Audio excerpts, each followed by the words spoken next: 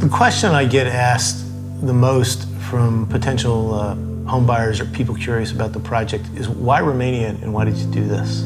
But when it was clear that Romania was going into NATO and the European Union and that there was going to be generations of stability, I began to ask myself two questions. Is what am I going to do with the money I made in Silicon Valley? Am I just going to die rich and give it to my kids in golf? Or is there a purpose to this? And I concluded there's a purpose. And one of the ways to discern my purpose is to find something big and good that if I don't do it, no one will. Therefore, I shouldn't build blocks in Flourish because other people are already building blocks in Flourish. And so I need to do something that's unique. What is a unique competitive advantage in Romania that no other in Europe has? Because competitive advantage, is key to building a high-value business. And it was this biotic, very chemical-light land. And so when I came here, we sampled the soil for bacteria counts. We sampled the water for alkalinity. We sampled the air for CO2 levels. And this land is gold. And so ultimately, this project, and it began with acquiring the first piece of land, and we bought over 100 pieces of land to get this. And in the end, it will be a profitable project. I like to remind people that from the time Microsoft was formed in 82 till 1997, it was still a low stock. Then it took off after 15 years. Same with Amazon. From 92 to 2007, wasn't big stock, it took off. In the end, this is going to be a profitable 20-year project. But in the end, my legacy is I did the one thing that if I don't do, I don't think anybody in the whole world is going to spend 10 years occupying strips of land in Romania to create 140 acres, to create the world's most inclusive, sustainable development project. But without the land itself, this pure land, that is the foundation. And the second part of the foundation is a 20-year commitment to develop it, put the infrastructure on it, create the education thing. So I really feel like I found in this project my purpose with my money, and that's really what I was looking for in my early 40s. And I live here. I was the first one to live here because ultimately I want this project to fulfill the dreams of Romanians. We could easily sell out the first 28 homes to non-Romanians. They got their healthy, cool place in Transylvania. I heard Prince Charles likes it, let them. But no, what I wanted to do is I wanted to create a place that Romanians say, I can live here now. I can honestly say, look at my son and my daughter and say, I gave you the best childhood I could give you. So I live here so that with these other 28 first homeowners, we can figure out for sure what makes the best childhood for young Romanian families.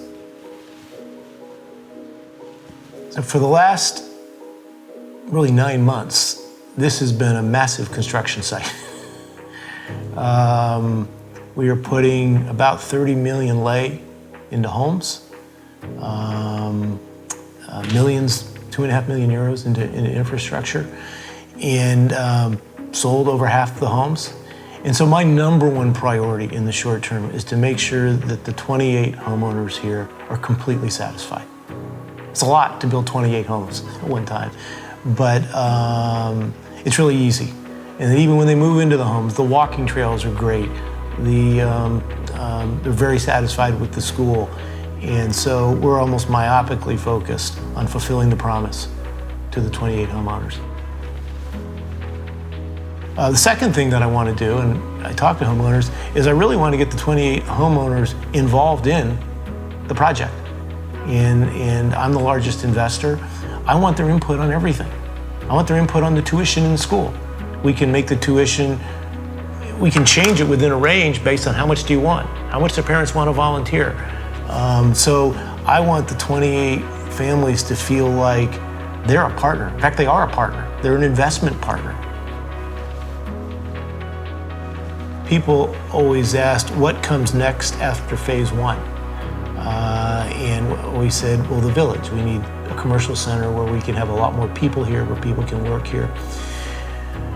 But what my vision for it now is to create the new 3000 Sand Hill Road. In Sand Hill Road in Menlo Park, California, it really was the founding building in Silicon Valley. That's where I officed. Tom Ford, who built it, was an investor in the Delphi funds that I managed. But in 1969, Tom bought this farmland with no roads in Menlo Park and said, this is a much less expensive and better place to live than San Francisco. And it was a little round circle of offices in the middle of nowhere. And it became the heart of commercial Silicon Valley. And so I envision when we move over to Village, something round, and that we really create a mecca of IT creativity and hopefully IT capital. And the third thing, getting back to investment, you know, I like to tell people when they come into my home, how much do you think this home would be worth in Cluj? 800,000 euros, whatever it was. My goal is to make sure that your home is worth twice what you pay for it. So if you buy a 260,000 euro home in Colina Nouă, in 2 years, I want it to be worth 520,000 euros. And when you look at what homes go for in Cluj, people think it'll be worth more than that. Now, I don't expect people to leave, but I want people to say this was the best investment I made in my life. And it should be, given the prices we're charging, what the infrastructure we're building, the school we're building, this 150 hectares of land that we own. This ought to be worth as much as a home in Cluj. So even though it's not a Romanian mentality to sell your home, I want people to say, wow, I'm glad I bought when I did. My home's appreciated twice in value in 2 years. So those are really the 3 short-term objectives. That's more important than strategy. Strategy now is fulfilling this brand promise.